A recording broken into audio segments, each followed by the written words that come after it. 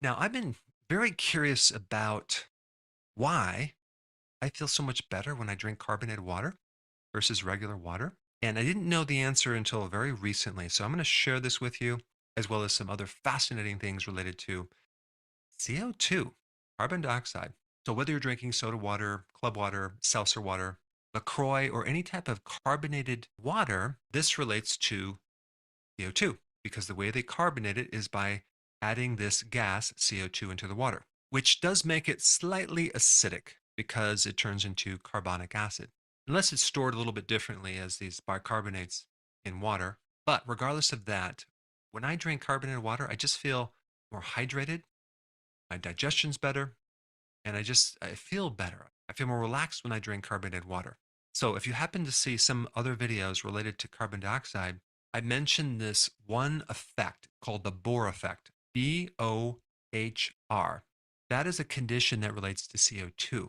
In other words, for oxygen to be absorbed into your cells, into the tissues, it takes CO2, which is very counterintuitive. You would think, logically, if you got more air, okay, less CO2, you would have more oxygen, but that's not true. It takes that CO2 to slightly adjust the pH and drop it a little bit and make it slightly more acidic to allow the oxygen to be released. And this is why if you hyperventilate in a panic attack, you're getting too much O2 and not enough CO2, and you can't breathe, right? And then you start breathing in a paper bag and you get more CO2, and now you can breathe. In fact, you can actually create a hypoxic state. That is a state of lowered oxygen by depriving the tissues of CO2, which is very interesting. Because normally you would think hypoxia, low oxygen, means too much CO2, which can occur, but you can also create that same situation with not enough CO2. So, CO2 is really essential in the homeostasis of oxygen absorption. Now, in Europe, they actually have these sauna baths that are carbonated. They call them carbonated spas or baths, where they pump the CO2 into this water. And apparently, it's great for all sorts of circulatory problems, like problems with your vascular system, especially something called peripheral vascular disorders. They even use it for diabetic wounds and to decrease the rate of getting an amputation where they cut off the feet. I mean, it can actually improve that by increasing microvascular circulation. So basically, CO2 increases blood flow. It's even used as the therapy after someone gets a stroke and they have this hypoxic, low oxygen state because the CO2 helps that oxygen go deep into the cells. Now, I could not find any research on drinking carbonated water, okay, in that relating to an improved health. But I have found parallel research on all the things I'm talking about, and I'll include that down below. In one study, I found there was a significant increase in the parasympathetic nervous system activation by increasing CO2. That's the system that counters the flight or fight mode. It's the system that helps your healing and your digestion and your ability to sleep. And the device they use to measure the parasympathetic is what I used in my practice, which is technology called heart rate variability. Let's take a look at some other things that I found related to this. If you take a normal cell inside and then you take a cancer cell and we look at the pH of each one, the cancer cell actually is more alkaline.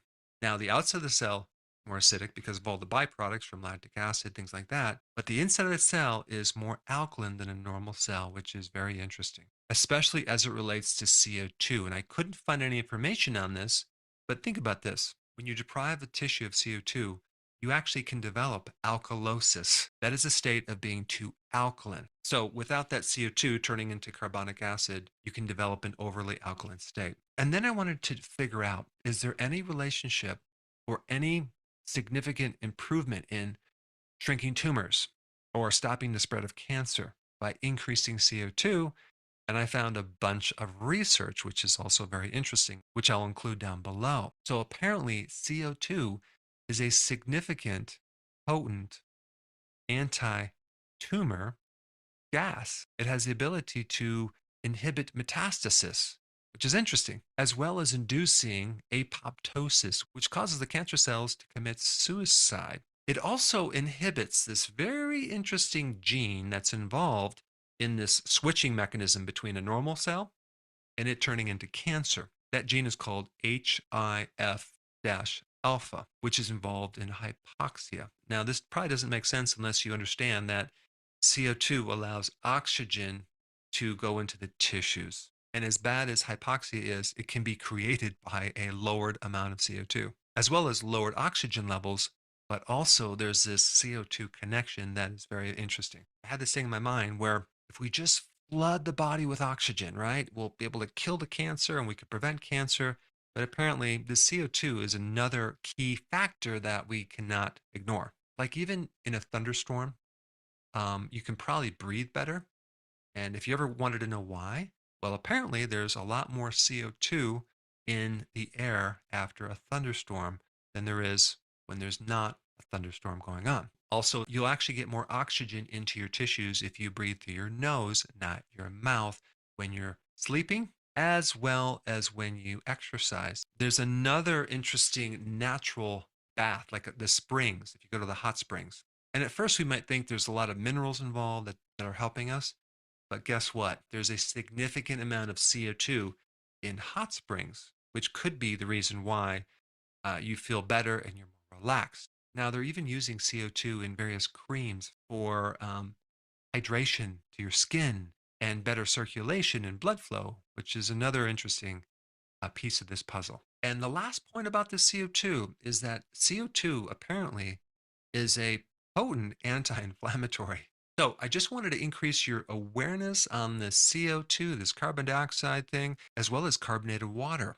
And this could be the reason, which I think it is, of why you may feel better if you consume more carbonated water. And what I have is I have a little carbonated machine that makes my water carbonated. So I take my spring water and I carbonate it, and that's what I drink. But since we're on the topic of water, if you haven't seen this video, I think you should watch it. There's definitely more information to be known about water. And I put it up right here.